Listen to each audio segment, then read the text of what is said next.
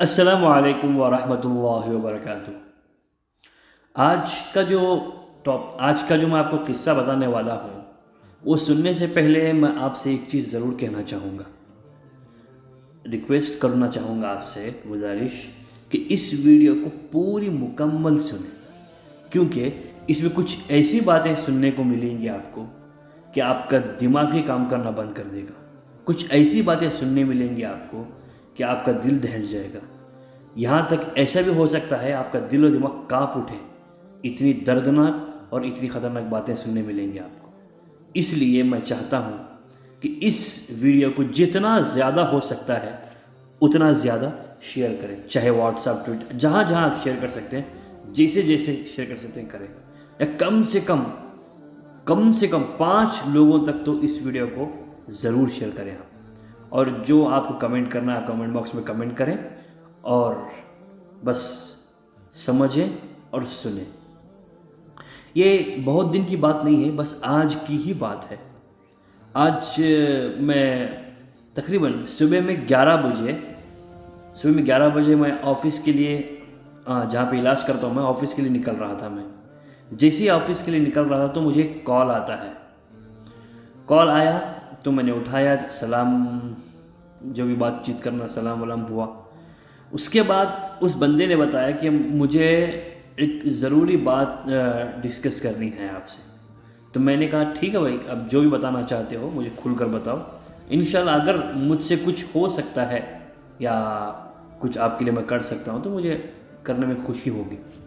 तो ठीक है, पहली बात तो ये, वो बंदा ये, उसके बाद मुझे उस बंदे ने कहा कि मेरे साथ एक ऐसा किस्सा हुआ, एक ऐसी स्टोरी हुई मेरे साथ, उसके बाद मैं बहुत, तब से लेकर आज तक बहुत पछता रहा हूँ। इतना पछता रहा हूँ कि अब तो क्या कहने, यकीन ही नहीं हो रहा मुझे अपने आप पर, मैं ज़िंदा ही क्यों हूँ अभी तक।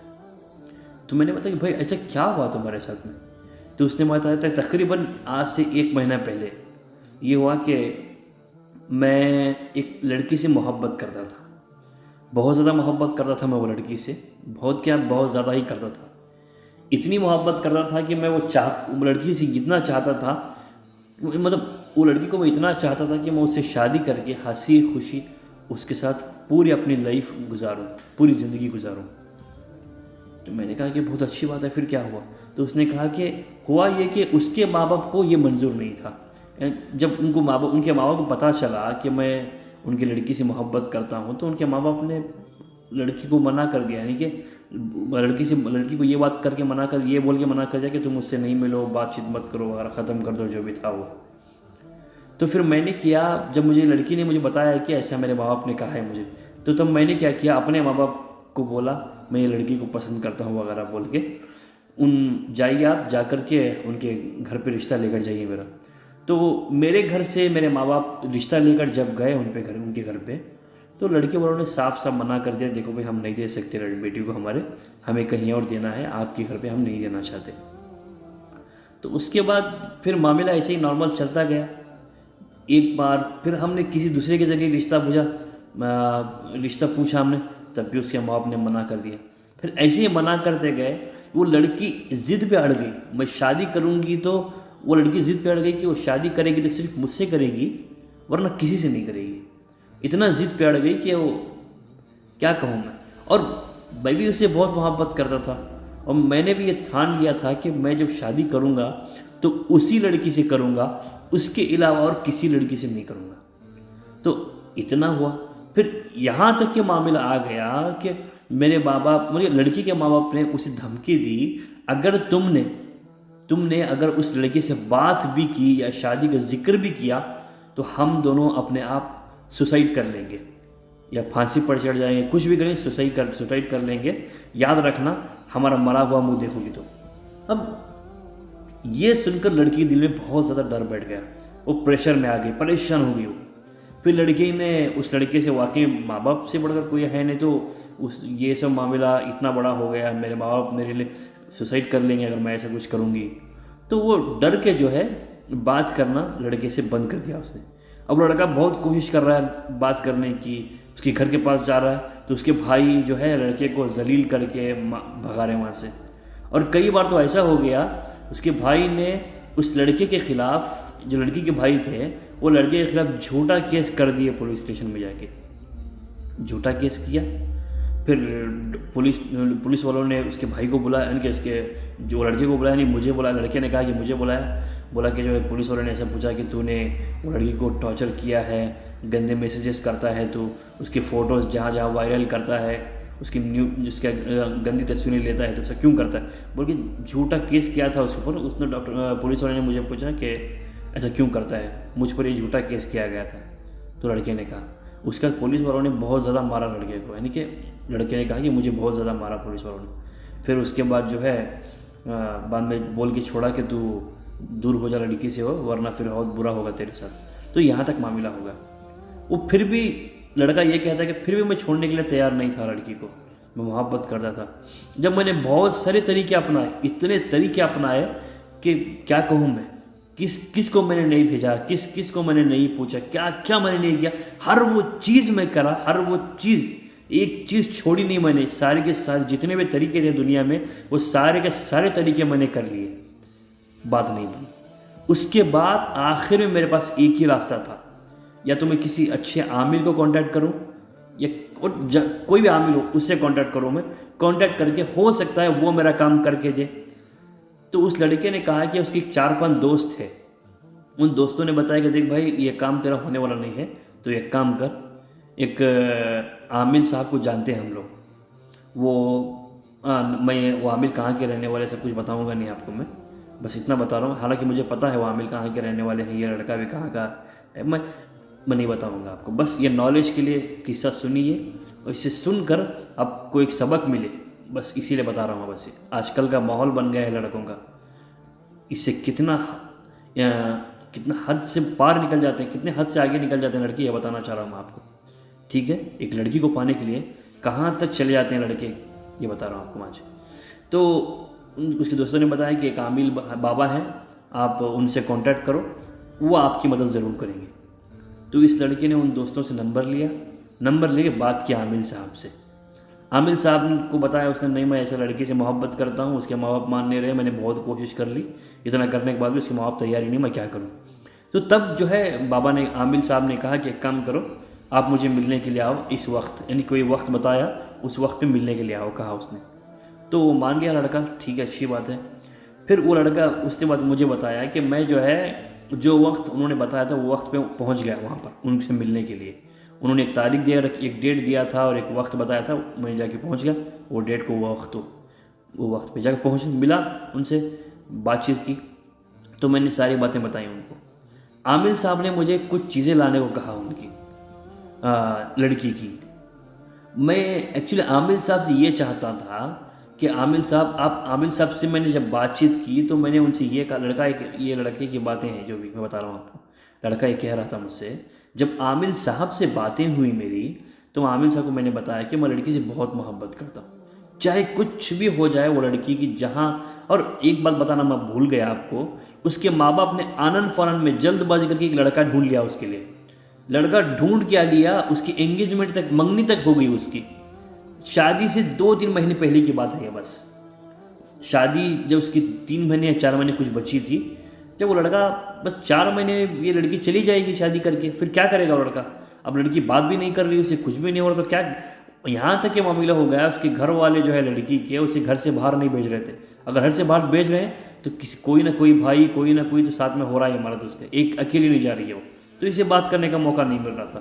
तो आमिल साहब को इसने कहा कि आमिल साहब बाबा ऐसा कुछ करना है आपको कि ये लड़की सिवाय मेरे किसी शादी ना करे, या फिर ऐसा कुछ करो जिससे इसका रिश्ता हुआ है वो रिश्ता टूट जाए, वो रिश्ते के लिए मना कर दे। और ऐसा कुछ करना है आपको, वो लड़की जो है सिर्फ और सिर्फ मुझसे मोहब्बत करे, और ऐसा कुछ करना है आपको, वो लड़की के माँ बाप सिर्फ मेरे लिए रिश्ता माने और जो रिश्ता किया है वो तोड़ दे। मुझे पता चला था कि उसके लड़की को रिश्ता देखा था ना, वो ये चाह रहा था जो रिश्ता बातचीत हुई है, शादी होने वाली है, वो टूट जाए, शादी, वो रिश्ता ख़त्म हो जाए। फिर उसके बाद हुआ ये, तो आमिल साहब को इसने सारी बातें बताई ऐसा कर। तो आमिल साहब ने कहा ठीक है अच्छी बात है, मैं करता हूँ। तो उसने एक और बात कही लड़के ने, देखो मैं उसके लिए इतना पागल हो रहा हूँ, मैं बर्दाश्त नहीं कर सकता। अगर अगर आप ये सब नहीं कर सकते, ठीक है, अगर आप ये रकम नहीं कर सकते तो कम से कम आप इतना कर दो वो लड़की पूरी तरह से पागल हो जाए, ना मेरी रहे ना किसी और की, इतनी ज़्यादा पागल हो जाए, उसे समझ बूझ ही ख़त्म हो जाए उसके। अब समझने होता ना, इंसान समझदार होता है, समझ के जो भी काम करना है सोच समझ के करता है ना, उसकी सोच और समझ सब ख़त्म हो जाए, पूरी तरह से दिमाग काम करना बंद कर दे, पूरी तरह से पागल हो जाए वो। ऐसा कुछ कर दो, या तो आप मेरी कर बना दो उसे, या मेरी नहीं हो सकती तो वो किसी के लायक ना बने, यानी कि किसी की भी ना हो सके, इतना कर दो, किसी के लायक ना हो इस हालत से कर दो इसे, इतना पागल बना दो किसी की हो ना सके। तो आमिर साहब ने कहा कि ठीक है, मुझे कुछ चीज़ों की ज़रूरत पड़ेगी, वो चीज़ें ला कर दो। आमिर साहब ने लड़के से कहा, लड़के ने कहा ठीक है, क्या चाहिए? आमिर साहब ने कहा कि आप लड़की के बाल ला कर दो कुछ सर के, और लड़की का फ़ोटो हो तो वो ला कर दो, और लड़की के कोई भी अगर कपड़े हैं तो वो ला कर दो, और जो है अगर लड़की जो है जहाँ से चलती है, चल कर जा रही है, उसके पैर के नीचे जो भी मिट्टी रहेगी, अब जहाँ पे पैर रखेंगे फिर आगे रखेंगे, आपके जहाँ पे पैर पड़ा हो लड़की का, उसके नीचे की थोड़ी मिट्टी मिलती है तो बहुत अच्छी बात है, वो ला करके दो। अगर लड़की के नाखून मिलते हैं तो बहुत अच्छी बात है, वो भी ला करके दे दो। या फिर अगर लड़की, माफ़ी चाहता हूँ मैं यहाँ से, एक बात जो बोलने वाला हूँ, मैं ये बोलना नहीं चाह रहा था, मजबूरी समझिए मेरी आप, बहुत बहुत बहुत बड़ी मजबूरी मेरी, मैं नहीं बोलना चाह रहा था। कुछ लड़की के पर्सनल चीज़ें ला कर दो, इतना आप समझ जाइए, इससे ज़्यादा खुल कर नहीं बोल सकता हूँ। लड़की की कुछ पर्सनल चीज़ें ला कर दो आप मुझे। तो लड़के ने कहा कि ठीक है बाबा। तो उसने कहा कि नाखून लाना बहुत मुश्किल है, मैं ला नहीं सकता, जहाँ पे लड़की का पैर पड़ता है वो लाना भी ज़रा मुश्किल है, ला नहीं सकता, बाकी की सारी चीज़ें मैं लेकर आता हूँ, और सर के बाल लाना भी बहुत मुश्किल है, इसके अलावा मैं क्या करूँ?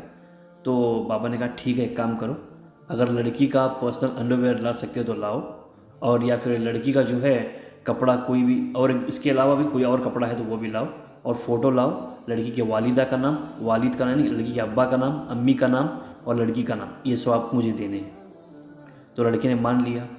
एक दिन क्या हुआ कि रात में लड़का गया घर पे, उनके जाने के बाद उनके घर के पीछे जो है पिछवाड़ा है, यानी कि घर के पीछे भी एक दरवाज़ा है जहाँ पे वो कपड़े सुखाने के लिए या कुछ ऐसे वैसे बैल्कनी के जैसा है वो घर, उनका जो ग्राउंड फ्लोर पे ही है, कुछ ऊंचाई में नहीं।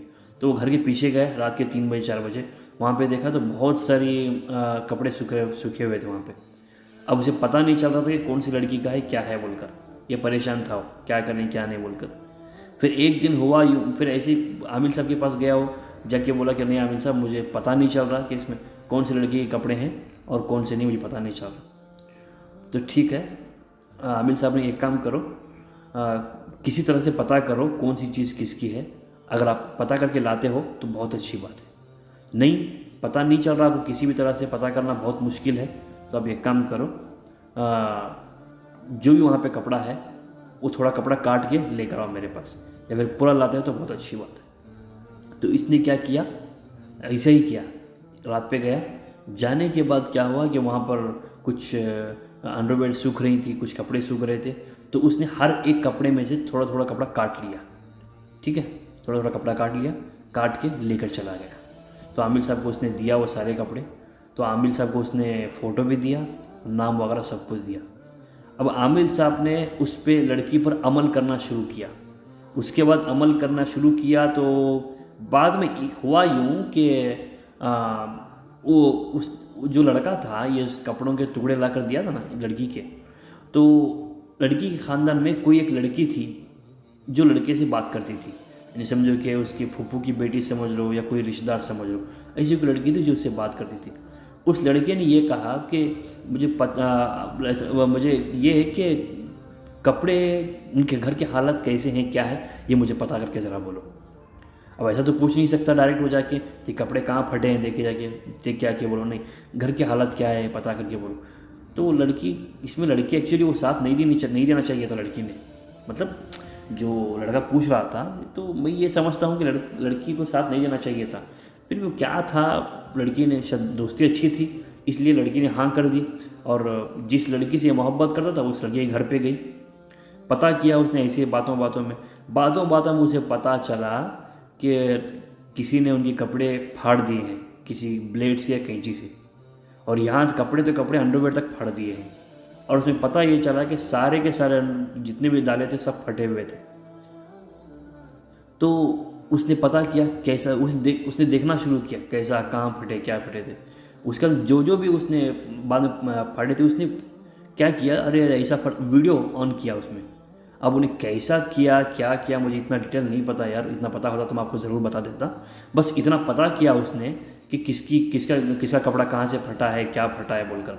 और किसी तरह से उसने ये मालूम कर लिया कि लड़की का कपड़ा अंडरवेयर कौन सा था, उसमें से कौन सा कलर का था, क्या था। मालूम करके जाके लड़के को बोल दिया कि लड़की का अंडरवेयर और कपड़े का कलर ये था बोलकर। तो ठीक है, लड़के ने क्या किया, आमिर साहब को फ़ोन लगाया, बोला इसमें इन सारे कपड़ों में से ये कलर का कपड़ा लड़की का है। नहीं, कोई कलर बताया था उसने, मुझे कलर भी याद नहीं है, वो उसने बताया भी नहीं मुझे। कुछ इतना बता दिया कि जो कलर का कपड़ा लड़की का था वो उसे पता चल गया था, उसने आमिर साहब को बताया था, उस लड़की ने बताया था ना उसे कि ये कलर का कपड़ा ये लड़की का है। तो आमिर साहब को उसने ऐसे ही बता दिया, ये कलर का कपड़ा होगा हरा, पीला, नीला। उसने नहीं बताया, मैं अपने अंदाजे से बता रहा हूँ। तो उसने बता दिया कि हाँ यही लड़की का कपड़ा, जो जिस लड़की से मोहब्बत करता हूँ मैं, जो हरे कलर का कपड़ा है या जो भी कलर का होगा, ये उसी लड़की का है। तो आमिर साहब के लिए अमल करने में और आसानी हो गई। तो आमिर साहब ने क्या किया, अमल शुरू किया। जब अमल शुरू किया तो आमिर साहब ने बताया, तो आपको, मैं तो अमल कर रहा हूँ, आपको एक अमल करना पड़ेगा। तो लड़का वैसे ही तैयार था पहले से, जो भी करना पड़े मैं करूँगा। ठीक है, अच्छी बात है। चले गया वो बात मान के आमिर साहब के पास। आमिर साहब ने बुलाया, बैठाया, सब कुछ बताया उसे क्या क्या अमल करना है। आमिर साहब ने बताया कि आपको पहले दिन कब्रिस्तान की मिट्टी लेना है, कब्रिस्तान की मिट्टी लेना है, ले करके एक किसी हांडी में या किसी में ले लो, ले करके उस पर अपने दोनों पैर रखने हैं, रख कर थोड़ी देर रखेंगे, फिर उठाएंगे। उठाने के बाद उसमें सूरतुल कौसर, इन्ना आतैना कल कौसर, ये सूरत पढ़कर उस मिट्टी में दम कर देना है। अस्तगफिरुल्लाह। मुझे एक बात बताओ आप, उसने वहाँ पे थोड़ी देर पहले पैर रखा था, क्या, अपने पैर। अब ना जाने पैर कहाँ कहाँ लेकर जाते हैं हम लोग। वो पैर रखा, पैर रख कर उठाया, उसके बाद जो है उसने उसके अंदर क्या किया, सूरतुल कौसर पढ़ के दम कर दिया उस पर। कुरान की बेअदबी हुई नहीं हुई, बेहुरमती हुई नहीं हुई, बेइज्जती हुई नहीं हुई। और कितनी बेअदबी, इससे ज़्यादा क्या बेअदबी कर सकते हैं हम लोग। तो उसने कहा कि ये मिट्टी आपको उस लड़की के घर के सामने फेंकना है, थोड़ी मिट्टी, ज़्यादा नहीं, बस थोड़ी मिट्टी उठाकर। तो सुनते ही मेरा दिमाग ख़राब हो गया। फिर उसने कहा, दूसरे दिन आमिर साहब ने मुझे बताया कि आपको जहाँ पे हिंदुओं का शमशान घाट होता है वहाँ पे जाना है, जा करके आपको थोड़ी मिट्टी उठाना है, थोड़ी राख मिट्टी मिलकर आया उसमें, अच्छा उठाना है, उठाकर उस पर भी पैर रखना है, पैर रख के उठाना है, उठाकर और दूसरी जगह पे एक कागज़ रखो या कोई और चीज़ रख के जब उस पर से पैर रख कर उठाओगे, उठाने के बाद सीधा पैर, उल्टा पैर, दोनों पैर रख करके उठाओगे। उठाने के बाद जो है जो भी आपके पैर पे धूल मिट्टी लगेगी ना, वो किसी और जगह, मतलब कि किसी और चीज़ में, कागज़ में या पैकेट में, उसे झटका के अपने पैरों को साफ़ करो।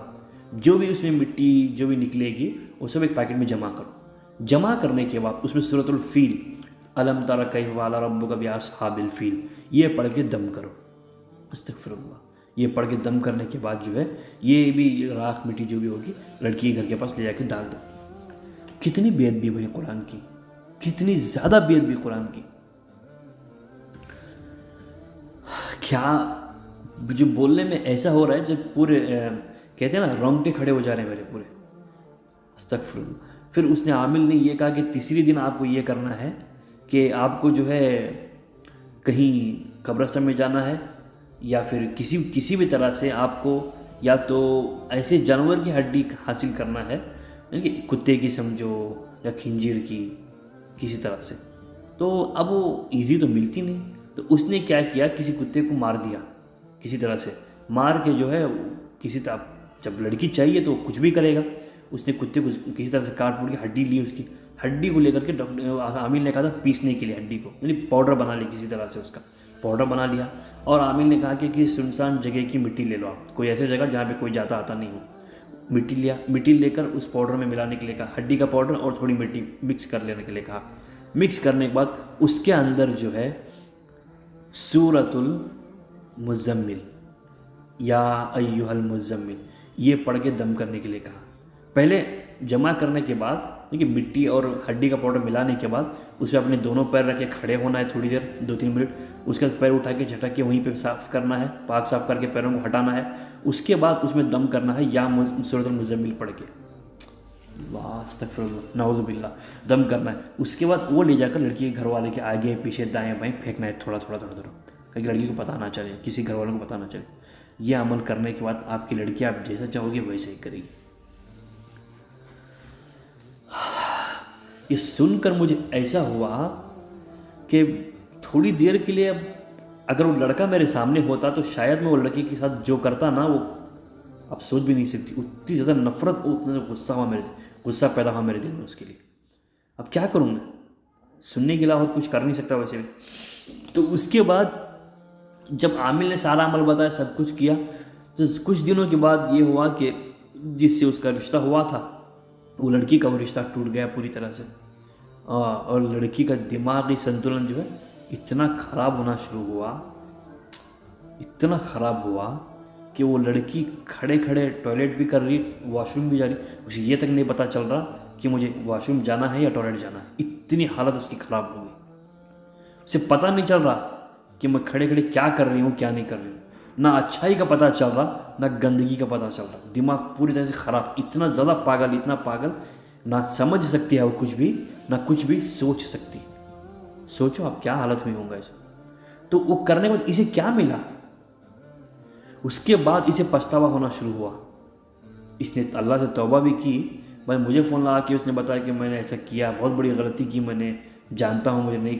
उस वक्त मेरे दिमाग में कुछ भी नहीं आया, जो मेरा दिमाग कहते जा रहा था, दिल कहते जा रहा था, वो करते जा रहा था मैं। लेकिन कुरान की बेइज्जती भी कर रहा था मैं, एक लड़की की ज़िंदगी बर्बाद कर रहा था। ये कुछ भी नहीं समझ में आ रहा था मुझे। उस वक्त मैं नफरत में अंधा हो गया था, लड़की मेरी नहीं तो किसी की नहीं हो सकती, मैं करता जा रहा था। उसके बाद क्या कर सकते हैं, मैंने बहुत प्यार मोहब्बत से समझाया उसे, बहुत कुछ समझाया। अब मैं इतना तो नहीं बता सकता मैं कितना समझाया उसे, बहुत समझाया। समझने के बाद मुझे अल्लाह से उम्मीद है, उस गलती का एहसास भी हुआ, उसे पछतावा भी, तौबा भी उसने किया अल्लाह से।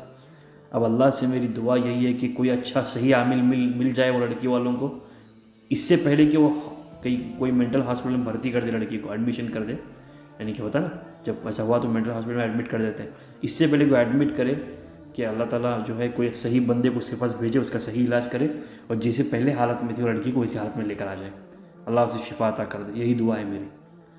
तो मैं ये बताना चाह रहा था, नफ़रत इंसान को क्या क्या करवाती है। उसने कुरान की इतनी बेअदबी की, जादू का इस्तेमाल किया, एक लड़की की ज़िंदगी ऐसी बर्बाद कर दी, इतना बर्बाद कर दिया कि लड़की कुछ करने के लायक ही नहीं बची।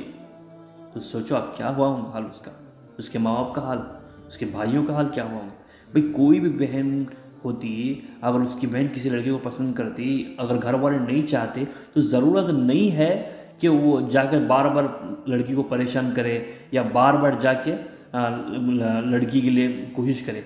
जब वो नहीं देना चाहते, ख़त्म हो गई बात। तो जब नहीं देने की वजह से नफरत, किसी और जगह शादी कर रहे हैं तो नफरत में अंधे होकर इस तरह काम तो ना करें ना हम। ये हद पार कर देते हैं, कितनी हद से गुजर जाते हैं लड़के ऐसे काम करते हुए। बस हम सब के अल्लाह इससे हिफाजत फरमाए।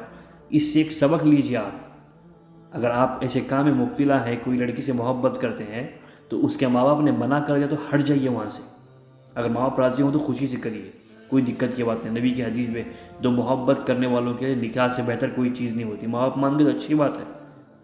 और आप भी अपने लड़कियों के माँ बाप को भी ये पता होना चाहिए, अगर लड़की उनसे किसी मोहब्बत करती है, अगर वो लड़का अच्छा है, सही है, तो आप भी उसे शादी कर दीजिए। आप भी, अगर लड़का सही नहीं हो तो अलग बात है, अच्छा होते हुए आप नहीं कर देते तो फिर ऐसे नतीजे भुगतने मिल सकते हैं आपको। अगर गलत है लड़का तो मत दीजिए, मैं खुद कहता हूँ मत दीजिए। सही लड़के को, जिसे दीनी और दुनियावी दोनों नॉलेज हो, ऐसे लड़के को दीजिए, नेक सालिहा सही अखलाक वाले को। चलिए आज की इस वीडियो में बस इतना ही, फिर मिलें अगले हफ्ते अगले नई वीडियो के साथ। अस्सलामु अलैकुम व रहमतुल्लाहि व बरकातुहू।